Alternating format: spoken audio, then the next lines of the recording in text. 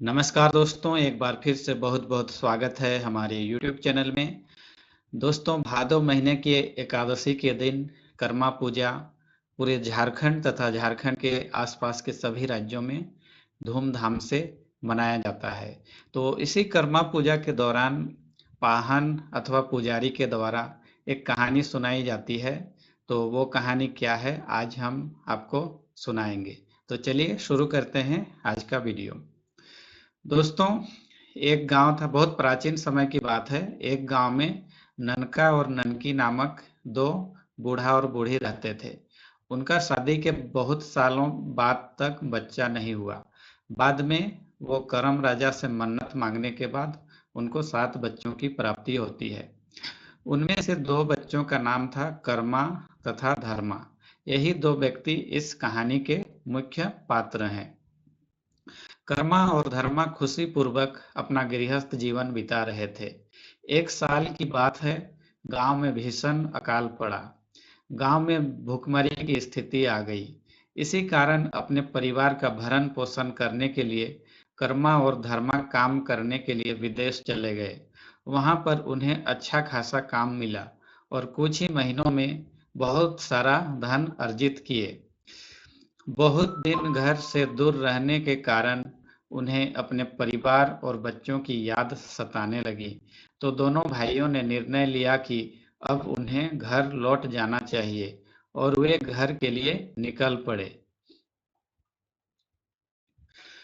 बहुत दिनों तक जंगल झाड़ में चलने के कारण वे काफी थक चुके थे। तब उन्होंने एक जगह पर आराम करने का निर्णय लिया और वे एक करम वृक्ष की छांव में बैठ गए। इसी दौरान धर्मा लघु शंका के लिए कुछ दूरी पर चला गया। तो उसके भाई कर्मा के मन में कुछ लालच आया और धर्मा के थैले से कुछ पैसे निकालकर अपने थैले में डाल दिया। धर्मा इस बात से अनजान था, भला वो अपने भाई पर कैसे शक कर सकता था। आराम करने के बाद दोनों भाई फिर अपने गांव के लिए निकल पड़े।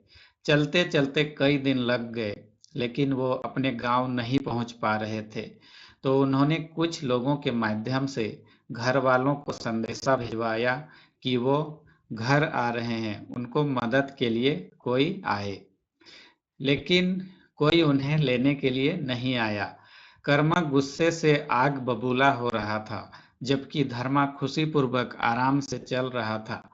कुछ देर बाद दोनों भाई गांव पहुंच गए तो उन्होंने देखा कि सभी करम पूजा करम राजा के पूजा पाठ में व्यस्त हैं।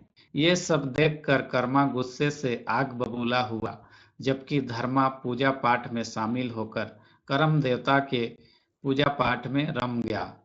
कर्मा अपने घर से सामान रखने के बाद पूजा स्थल पर आया तथा करम की डालियों को उखाड़ के फेंक दिया और सभी गांव वालों से कहने लगा, इन डालियों को क्यों पूज रहे हो? मैं इतने दिनों बाद विदेश से आया हूँ, मेरी पूजा करो।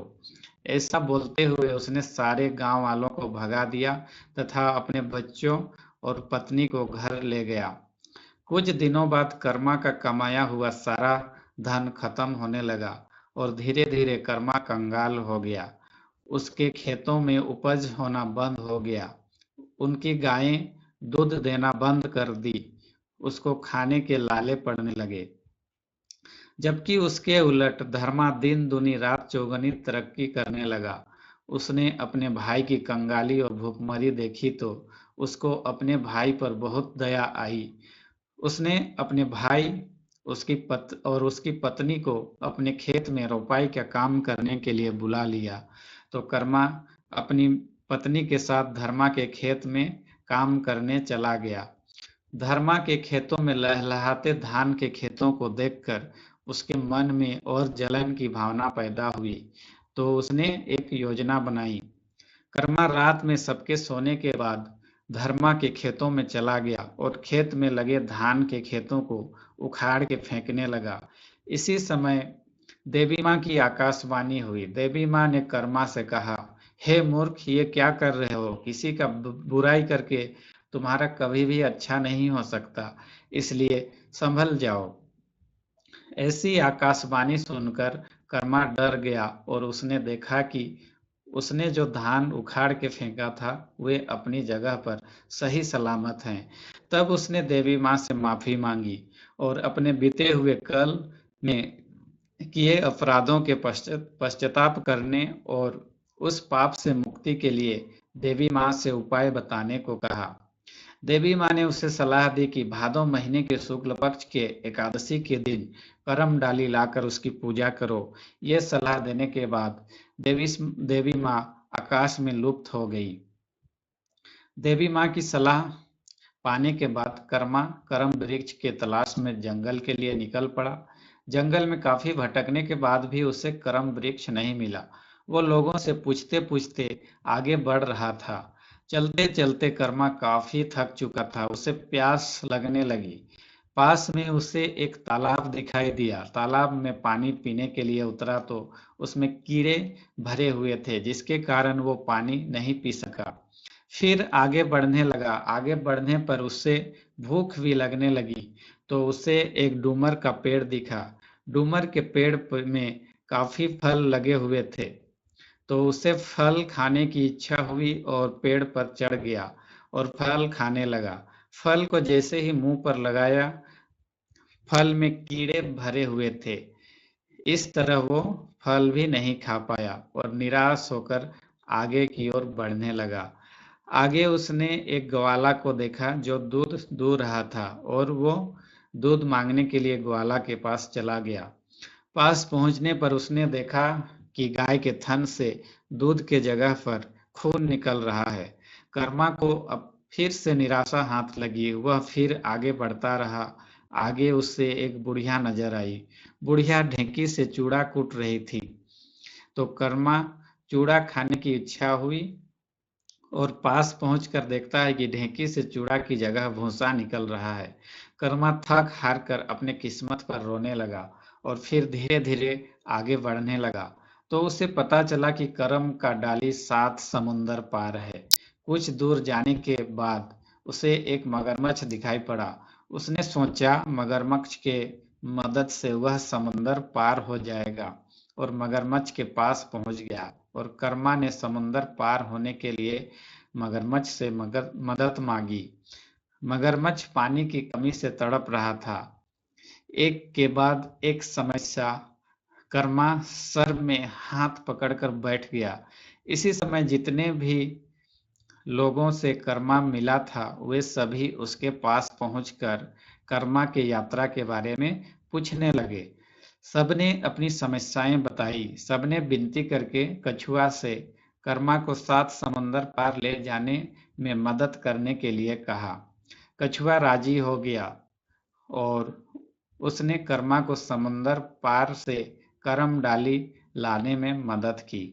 करम डाली लाते वक्त ही कर्मा को सभी समस्याओं का पता चला और लौटते समय वो मगरमच्छ से मिला। मगरमच्छ को पानी की कमी होने का कारण बताया और कहा, तुमने एक कर्मवर्ती को नदी में नहाने के क्रम में खाया था, उसी का पाप भोग रहा है। फिर आगे जाने पर चूड़ा कूटने वाली बुढ़िया मिली। बुढ़िया के समस्या का कारण कर्मा ने उसे बताया। उसने चूड़ा में कूड़ा मिलाकर कर्मवर्तियों को चूड़ा बेची थी। उसी पाप का फल उसे मिल रहा है और उसके चूड़ा कूटने पर ढेंकी से भूसा निकल रहा है। आगे बढ़ने पर ग्वाला मिला तो कर्मा ने ग्वाला को भी उसके द्वारा किया गया अपराध बताया। ग्वाला दूध में पानी मिलाकर दूध बेचा करता था। उसी का पाप वो भोग रहा था और उसकी गाय दूध की जगह खून दे रही थी। उसके बाद कर्मा को डूमर वृक्ष का मालिक मिला। उसका पाप यह था कि वो राहगीरों को फल खाने से मना करता था और लोगों को भगा देता था, इसलिए उसके पेड़ के फलों में कीड़े लगे थे। सबसे आखिर में तालाब का मालिक मिलता है। कर्मा ने उसे बताया कि वो तालाब का पानी पीने के लिए कर्म उपवासी तथा राहगीरों को मना करता था, इसलिए उसके तालाब में कीड़े लग गए हैं। सभी अपने पापों से मुक्ति के लिए कर्मा के साथ चल पड़े और सबने श्रद्धापूर्वक करम राजा की पूजा की और सबने कभी गलत काम नहीं करने का प्रण लिया। सबकी समस्या धीरे धीरे समाप्त हो गई। कर्मा फिर से धन संग्रह करने में सक्षम होने लगा तथा एक भला नागरिक की तरह रहने लगा। इस कहानी से हमें सीख मिलती है कि हमेशा अच्छा काम करने वालों के साथ अच्छा होता है तथा बुरा करने वालों के साथ बुरा ही होता है। इसलिए हमें अच्छाई का रास्ता चुनना चाहिए। तो दोस्तों, उम्मीद करते हैं आपको ये कहानी पसंद आई होगी। अगले वीडियो में फिर मिलेंगे कोई नए टॉपिक के साथ। तब तक आप अपना ख्याल रखिए। धन्यवाद।